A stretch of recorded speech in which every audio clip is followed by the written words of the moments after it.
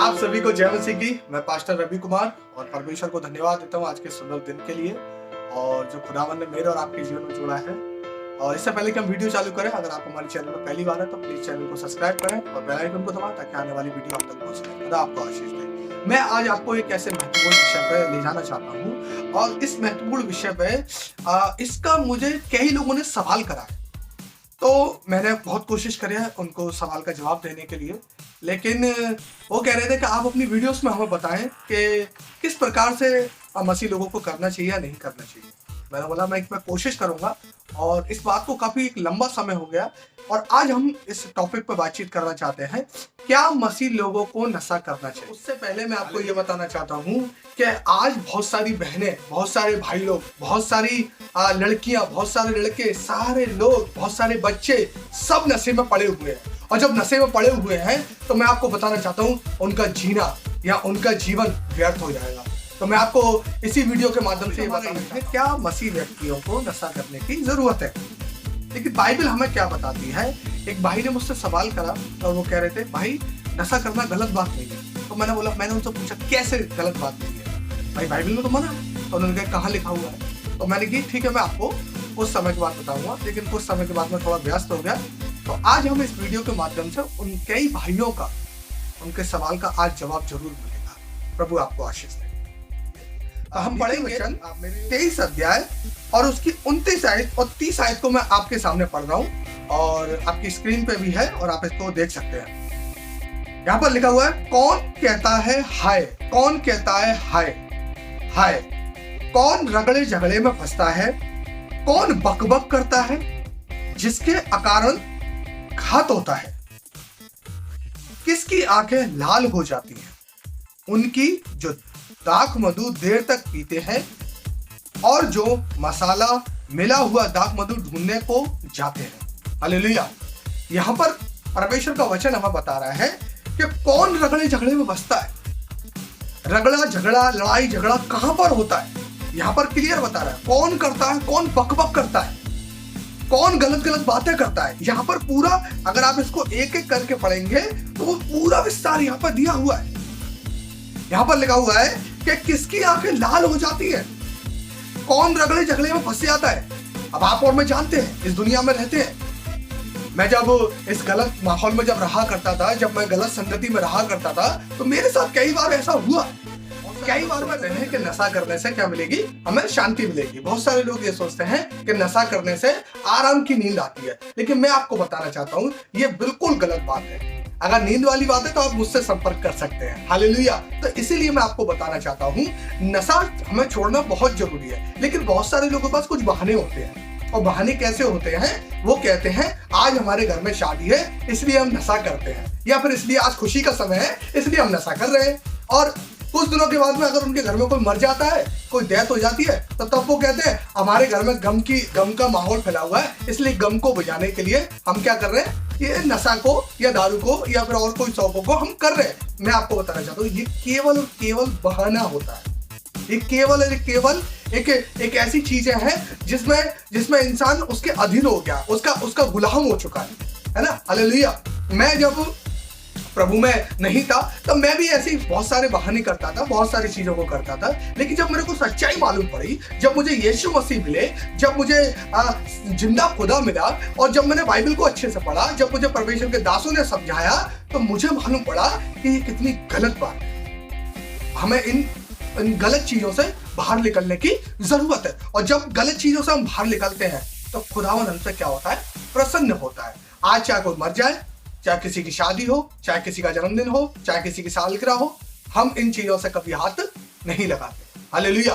कुछ समय पहले हमारे पत्नी के भाई की शादी हुई और उस शादी में बहुत सारे लोगों ने अन्य प्रकार का नशा करा। मैंने देखा अपनी आंखों से, लेकिन बहुत सारे लोगों ने मुझसे भी कहा अरे भाई साहब आप तो मेहमान लगते हैं या ये लगते हैं, आप भी क्या करिए ये नशे को या फिर ये सम्मान के साथ में कर लीजिए। मैंने बोला भैया मुझे माफ करो, मैं इन चीजों में नहीं चाहता या नहीं करता। मैंने उनको ये सवाल का जवाब दिया।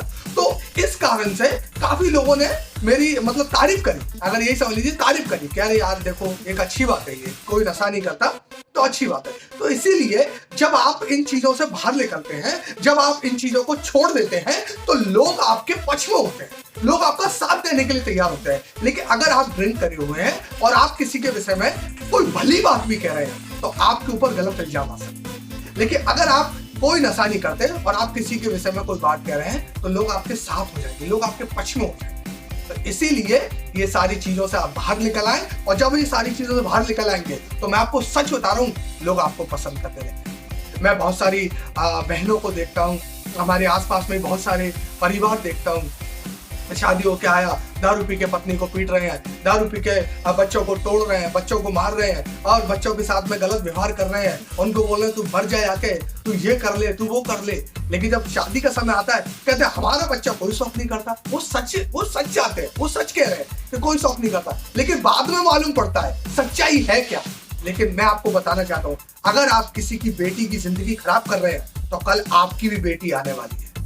हालेलुया, आपकी भी बहन किसी घर में शादी होकर जाएगी। और मैं आपको बताना चाहता हूँ, जब आपकी बहन किसी के घर में शादी होकर जाएगी और वो व्यक्ति अगर पीने वाला निकलेगा, तब आपको इस बात का एहसास होगा कि पीना कितना गलत है। हालेलुया, मैं आपको ये बताना चाहता हूँ, लेकिन मैं आपको बताना चाहता हूँ, परमेश्वर का वचन आपसे और मुझसे कहना चाहता है कि आपको ऐसे इन शौकों को करने की कोई जरूरत नहीं है, क्योंकि आगे इस प्रकार से लिखा हुआ है, तू विचित्र वस्तुएं देखेगा और उल्टी सीधी बातें बकता रहेगा।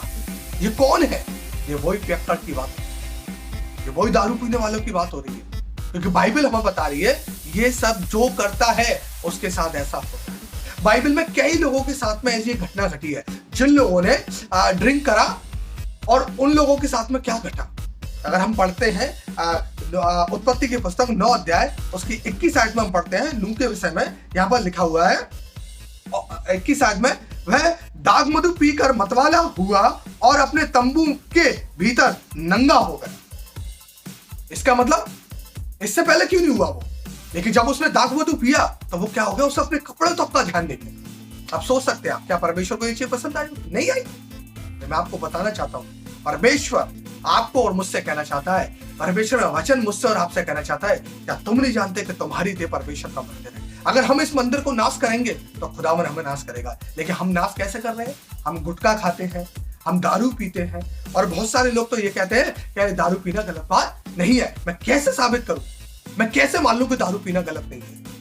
अगर दारू पीना गलत नहीं होता तो दारू पे गुटके पे लिख के आता है ऐसे खाने से कैंसर होता है, दारू पीने से ये होता है वो होता है। लेकिन क्यों ऐसे प्रचार हो रहा है दुनिया में? और एक भाई ने मेरे को बोला कि हमारे एक सर है, वो 400 बच्चों को पढ़ाते हैं और इस कारण से वो शाम को हल्की सी ड्रिंक करते हैं और उनकी सारी थकावट दूर हो जाती है। वो 400 बच्चों को पढ़ाते हैं, पादरी लोगों 4-4 लाख लोगों को प्रचार करते हैं, वो तो नशा नहीं करते। और आपको अगर यकीन नहीं है, मैं आपको वीडियोस दिखा सकता हूँ। और आपको कौन सी वीडियो चाहिए जिसमें लाखों लाखों लोग हैं, मैं आपको वीडियो भेजूंगा। लेकिन यहाँ पर क्या लिखा हुआ है? पहला तिमोथियुस उसका 3 अध्याय उसकी 3 आयत में लिखा हुआ है, पियक्कड़ या मारपीट करने वाला ना हो, वरन कोमल हो, और ना झगड़ालू हो ना धनका लोभी हो। जो पियक्कड़ होगा वो झगड़ालू भी होगा, वो धनका लोभी भी होगा, और वो कोमल तो कभी हो ही नहीं सकता। आपने देखा दारू पी के किसी ने कभी नाम करा हो? एक व्यक्ति बता दो मुझे दुनिया में कि जिसने दारू पी के भाई हिस्ट्री रच दी हो। एक व्यक्ति का नाम बताओ मुझे। इसलिए मैं आपको इस वचन से प्रोत्साहन करना चाहता हूं कि हमें परमेश्वर के वचन के अनुसार, अगर हम मसीह लोग हैं, हम मसीह को मानते हैं, हम मसीह के साथ में चलते हैं, तो हमें नशा करने की कोई जरूरत नहीं है। क्योंकि जो खुदावन में नशा है, जो खुदावन के साथ रह के जो नशा है, जो खुदावन की हुजूरी में नशा है, वो कोई खुदावन में रह के आता है, उसमें नशे में रहने की आवश्यकता। जब मैं भी गलत शौकों में था, मुझे किसी ने नहीं बचा पाया, मुझे कोई नहीं सुधार पाया, मुझे कोई मेरे गलत शौकों को दूर नहीं कर पाया। लेकिन जब खुदा मिला, जब मेरे अंदर एक बीमारी पैदा हुई, और जब मैं इन गलत शौकों की वजह से मैं बीमारी में पड़ गया, बहुत ज्यादा मैंने दवाई खाई, लेकिन एक दिन ऐसा आया कि परमेश्वर ने मुझे अपने अद्भुत नाम से मुझे चंगाई भी दिया। लेकिन इन्हीं गलत शौकों की वजह से मैं बहुत ज्यादा बदनाम हुआ। मैं देर रात घर में आता था, रात को 2-2, 3-3 बजे मैं अपने दोस्तों के साथ 4 व्हीलर में घूमता था, और कई झगड़े हमारे साथ में हुए, क्योंकि बकबक करते थे गलत शौकों करके, रगड़े झगड़े हम फंसते थे। तो इसीलिए मैं आपको इंकरेजमेंट करना चाहता हूँ इस वचन के द्वारा, जो बाइबल हमें बताती है कि नशा हमें करने की कोई जरूरत नहीं है। क्योंकि पहला कुरिन्थियों 3 अध्याय उसकी 16 और 17 आयत में लिखा हुआ, यदि कोई परमेश्वर के मंदिर को नाश करेगा तो परमेश्वर उसे नाश करेगा। आपको समझ में आ गया होगा कि हमें नशा करना चाहिए या नहीं करना चाहिए। सच में प्रभु को मानते हैं, सच में प्रभु को प्यार करते हैं, तो आपको नशा करने की कोई जरूरत नहीं है। मैंने एक भाई है, नाम नहीं लूंगा, उसका बड़ा भाई चर्च में जाता है, प्रार्थना करता है, 6-7 साल से मसीह है, लेकिन दारू पी के अपने घर में सारी चीजें करता है। इस चक्कर में उसका छोटा भाई प्रभु में नहीं है। तो मेरा क्या फायदा? डटे रहो, खड़े रहो, और खुदावन आपको मुबारक करेगा और आपके जीवन को सरफराज करेगा। इसीलिए अगर आप नशा करते हैं तो प्लीज आप नशा ना करें। और आपका अगर कोई भी सवाल हो तो हमारे कमेंट बॉक्स में आप हमसे सवाल पूछ सकते हैं, हमसे बात कर सकते हैं। खुदावन आपको बहुत आशीष दे। अगर आपको वीडियो पसंद आए, लाइक, कमेंट, शेयर करें और परमेश्वर के नाम